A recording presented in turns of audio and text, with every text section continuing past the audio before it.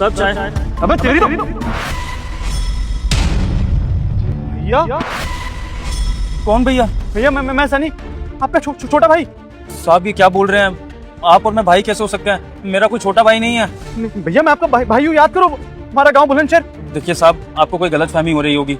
एक शक्लों के कई लोग होते हैं, क्या पता आपके बड़े भाई की शक्ल मुझसे मिलती हो, लेकिन मैं आपका भाई नहीं हूँ। भैया आप मेरे बड़े भाई हैं, आप मेरी बात को समझिए, छोटा भाई हो। सर मुझे लगता है कोई कंफ्यूजन है। ये आपका बड़ा भाई कैसे हो सकता है? इसकी हालत तो देखिए। मैं जानता हूँ तुम जानती हो मेरे भाई को, चुपचाप खड़े रहो।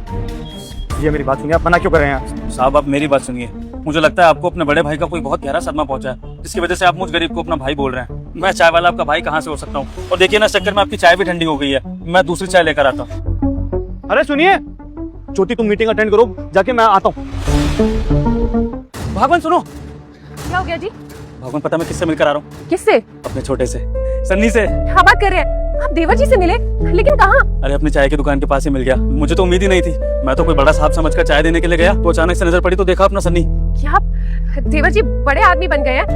देखने में भी अच्छे लग रहे होंगे ना? कैसे लग रहे थे मेरे देवर जी? बहुत तरक्की कर लिया। अपना छोटू बहुत सुंदर लग रहा था, ऐसे वो महंगी सी शर्ट पैंट, महंगे से जूते, और पीछे बड़ी गाड़ी थी उसके, और ना साथ में कोई लड़की भी खड़ी थी। अब पता नहीं उसकी कोई चाहने वाली थी या फिर उसकी कोई कामकाजी की लड़की थी, मुझे पता नहीं, लेकिन छोटा बहुत अच्छा लग रहा था, बहुत खुश लग रहा था। बस एक चीज हुई कि मैंने छोटे को पहचानने से इनकार कर दिया। क्या आपने देवर जी को पहचानने से इनकार कर दिया? लेकिन ऐसा क्यों किया आपने? जब देवर जी हमसे अलग हुए थे, जब हमने उन्हें पढ़ने के लिए भेजा था, तो वो सिर्फ 8-10 साल के थे। उन्होंने आपको देख के पहचान लिया, लेकिन आपने पहचानने से इनकार कर दिया। देवर जी को कितना बुरा लगा होगा इन सब चीजों का। क्या करता, देखो जरा मेरी हालत। और हमारा छोटा इतना बड़ा आदमी बन चुका है, पैसा है उसके पास। अब मैं 4 जनों के आगे उसको पहचानता और लोगों को पता लगता कि मैं उसका बड़ा भाई हूँ, तो कहीं उसकी बेइज्जती हो जाती, इसलिए मैंने उसको पहचानने से इनकार कर दिया। लेकिन बताऊं, अपने छोटे ने मुझे एक बारी में पहचान लिया, मेरा नाम भी ले दिया। ये तो मुझे उसको झूठ बोलना पड़ा कि उसको कोई गलतफहमी हुई, और वहाँ से फटाफट भागकर मैं इधर आ गया। मेरा भी मन था उससे गले लगूं, उससे बात करूं, उसके हाल चाल लूं, लेकिन क्या करता, अपने छोटी की खुशी के आगे मुझे कुछ नहीं दिखा, और मैंने अपना मिलना भी छोड़ दिया उससे।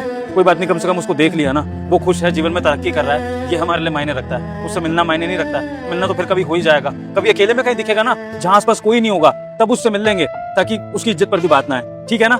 आप ठीक कह रहे हैं, मैंने देखा है आपने देवर जी के लिए बहुत मेहनत की है, और हम तो चाहते ही ये थे ना कि देवर जी बहुत बड़े आदमी बन जाए। आज उन्होंने अपनी जिंदगी में इतनी तरक्की कर ली है, इससे ज्यादा हमें और क्या चाहिए? कोई बात नहीं, हमें इससे ज्यादा और क्या चाहिए?